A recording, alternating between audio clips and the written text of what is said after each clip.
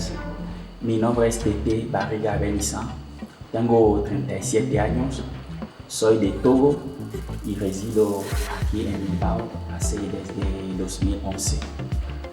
Bueno, esta actividad consiste a dar a conocer la cultura y las tradiciones africanas a través de los instrumentos de percusión africano, historias ancestrales, danza, cantos y cuentacuentos. Este espacio en sí va con mi objetivo, que es erradicar los estereotipos, los rumores que se tienen hacia el continente africano y las poblaciones africanas residentes aquí.